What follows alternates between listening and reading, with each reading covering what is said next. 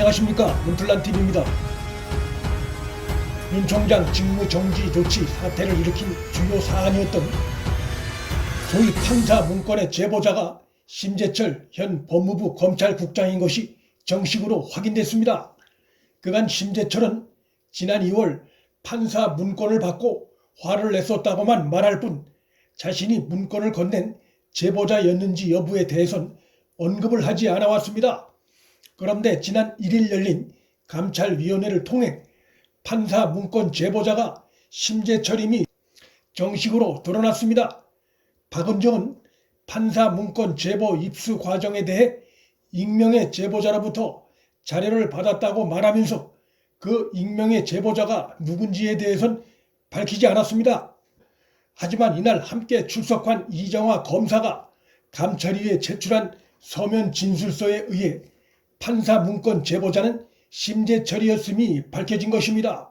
이 검사가 감찰위원회에 제출한 진술서에 의하면 지난달 6일 대검의 한동수 감찰부장으로부터 판사 문건을 건네받았고 며칠 뒤 박은정으로부터 판사 문건은 검찰국장 심재철이 대검 감찰부장 한동수에게 건넨 것이라고 불러주며 보고서 작성을 지시했다고 적었습니다. 그간 판사 문건 출처 관련해선 법무부 심재철인지 대검 감찰부인지 혼선이 있었는데 이번 이정화 검사가 감찰위에 제출한 진술서로 심재철이 문건 제보자인 점이 확인된 것입니다. 물론 박은정이 이정화 검사에게 불러준 내용 전체를 다 그대로 신뢰할 수는 없지만 박은정이 이정화에게 관련 사실을 불러줄 땐 두 사람 관계가 결렬되기 전이어서 적어도 문건의 제보자가 심재철인 점은 분명히 확인된 셈입니다. 문건 제보자가 심재철이 아니라면 박은정이 심재철을 지목해 보고서에 기록하게 하진 않았을 것이기 때문입니다. 박은정이 이정화 검사에게 불러준 내용엔 문건을 제보받은 시점이 구체적으로 나오지 않습니다. 그러나 이 판사 문건이 윤 총장 직무정지 조치 전까지는 한 번도 거론된 적이 없었다는 점, 또 윤 총장 몰아내기의 혈안인 장관 추미애가 판사 문건을 진작에 건네받았다면 윤 총장 직무정지 조치가 훨씬 전에 이루어졌을 가능성을 감안하면 심재철이 이 문건을 제보한 시점은 비교적 최근으로 보는 것이 합리적인 판단입니다.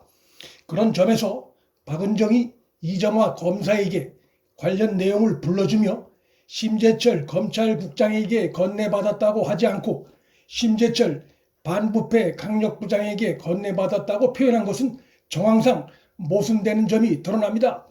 심재철이 법무부 검찰국장에 임명된 시점이 8월 초인데 그렇다면 아무리 짧게 잡아도 최소 5개월 이상을 묵혀놨다가 대검 감찰부에서 이번 사건을 터뜨렸다는 것인데 이번에 윤 총장에 대한 직무정지 조치가 발표되기 전까지 대검 감찰부가 판사 문건 관련해 윤 총장을 감찰했다는 어떠한 흔적도 없습니다.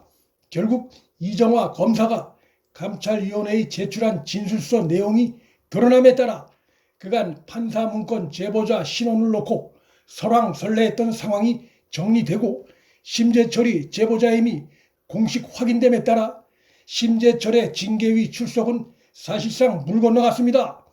평지풍파로 드러나고 있는 이번 판사 문건 사태를 초래한 핵심 장본인 중에 한 명인 심재철이 징계위원으로 참석한다는 것은 제보자가 판사 역할까지 하는 것이어서 불가합니다.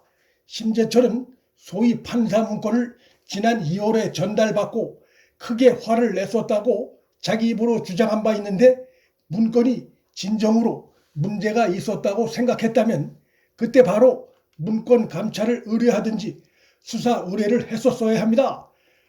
조국 기소에도 반대하고 한동훈 검사장 사건 때도 사실상 추미애 편에 섰던 그가 추미애 측 인식대로라면 윤 총장을 잡을 수 있는 판사 문건을 손에 쥐고도 8개월간 아무 액션도 취하지 않은 것은 판사 문건에 대한 심재철의 언행에 순수성과 진실성을 의심케 합니다. 심재철과 함께 윤 총장 징계위 위원으로 자격이 없는 또 한 명이 드러났습니다. 바로 이용구 신임 차관입니다. 그가 윤 총장이 검찰총장으로서 수사 지휘 중에 있는 원전 경제성 조작 사건의 핵심 피의자의 변호인으로 활동한 이력은 알려져 있는 바, 그가 장관 추미애가 윤 총장에 대한 직무정지 조치를 발표하던 그 시각 무렵에 공교롭게도 원전 사건 수사를 하고 있는 대전지검을 방문해 수사와 관련해 검찰에 항의까지 했던 사실이 동아일보 단독 보도로 드러났습니다. 이것은 윤 총장 징계위원으로서 그의 자격에 중대한 흠결이 있음을 더욱 확실히 보여주고 있습니다. 원전 사건 핵심 피의자를 변호하고 또 이 사건 검찰 수사에 항의까지 한 그가 수사 지휘를 책임지고 있는 윤 총장에 대한 징계위원으로 참석한다는 것은 운동장에서 뛰던 선수가 심판 역할까지 하겠다는 것이나 다름없는 명백한 반칙 행위입니다. 뿐만 아니고 이용구는 조국 사건, 김경수 사건, 옵티머스 사태, 소위 한동훈 검사장이 의혹을 받았던 검언유착 의혹 사건 등 윤 총장이 수사 지휘했거나 윤 총장과 관련된 주요 사건에서 건건히 검찰 반대편에 서서 적극적인 변론 활동을 해왔던 사실도 드러났습니다.